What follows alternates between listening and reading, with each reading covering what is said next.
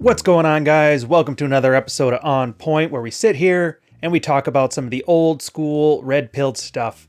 Figure a lot of guys have been calling themselves red pilled for a while now, except for they don't know what the term means.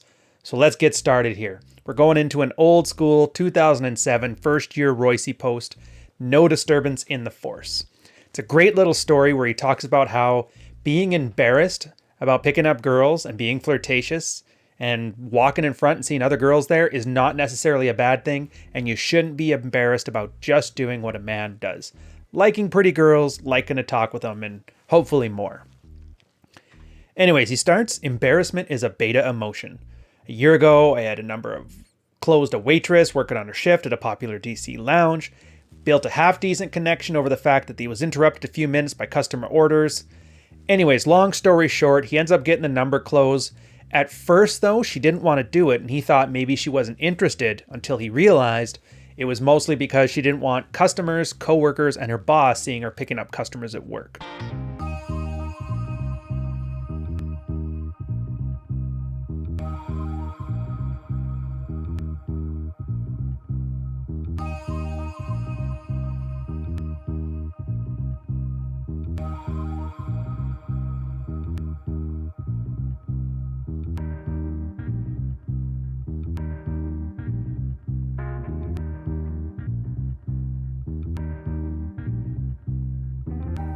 It's like I say in my book, Fuck Files again, find Amazon stores everywhere.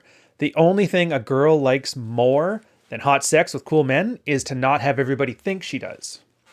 So in this case, he wasn't surprised. He called her back later, left a message on her voicemail. Yes, we can tell it's 2007. People are still leaving voice messages and actual calling people on the phone, but he wasn't surprised. And he gave it odds that she would probably fake based on a mental checklist.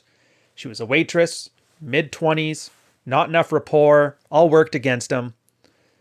Lots of physical contact, conservatively dressed, demure, and East European, all worked for him. And then she had big breasts, so of course she's probably going to flake. So he put it out as a 0.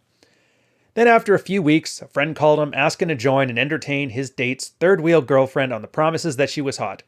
Editor's note, he pumped the stock. Isn't that always the way? I think that's like a rule of the universe where it's impossible for two chicks of equal hotness to be friends. There always has to be one that's way less. I think it's a validation thing. Who knows?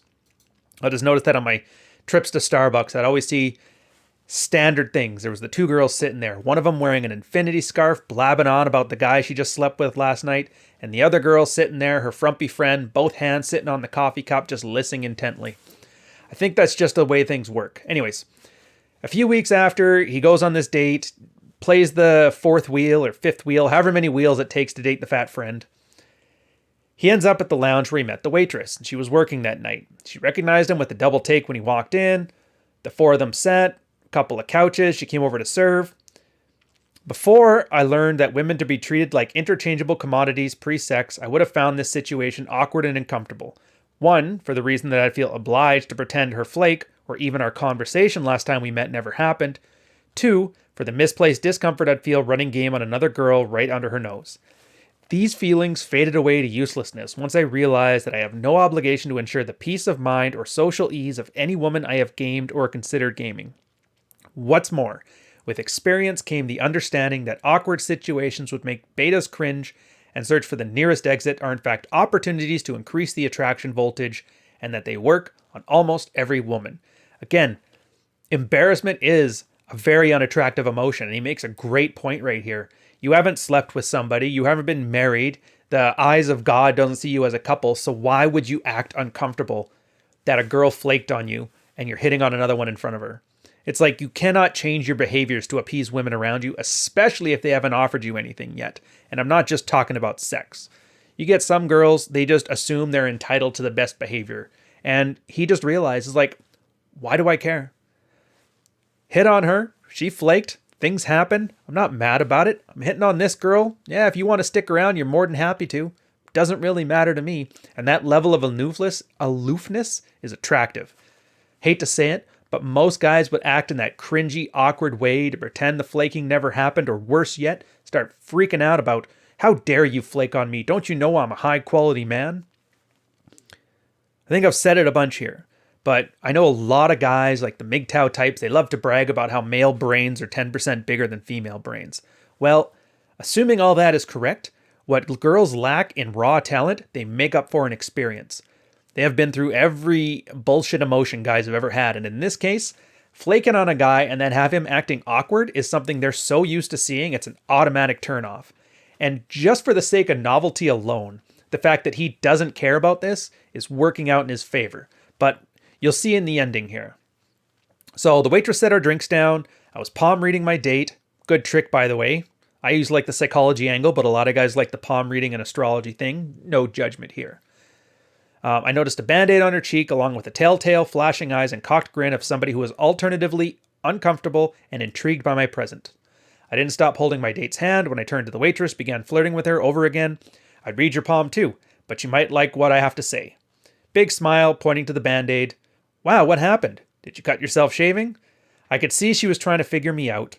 I caught her a few times staring at me across the room from her post or beside the bar, and on the way out, with my date walking in front of me, I paused and told the waitress, maybe we'll get a chance to talk another time I'm here. Right there. Devil may care nonchalance in the teeth of a socially tense moment is very attractive to women. Yeah, women are full of anxiety, and just being able to walk into these kind of situations without a care in the world is like a damn superpower. It's like a guy walking up and finding a girl has double D's. It's like, how do they even make this? Anyways, so she'll still feel those quickening pulses of attraction for you. As a player, never feel guilt or discomfort with your actions or the whims of women. You will be rewarded for your state control. Again, 2007, this is like 13, 14 years ago, but at the same time, it's right there. Frame as a concept finally evolve within the red-pilled space. And this is like a great example of that. Just not being awkward because somebody else did something. Something to think about anyway. Anyways, hope you guys like these ones. Stick around. We're going to continue keeping them coming fast and furious. Until the next time, though, I'll catch you on the next one. Cheers. Charles Bukowski. Jordan Peterson. Neil Strauss. I like these guys.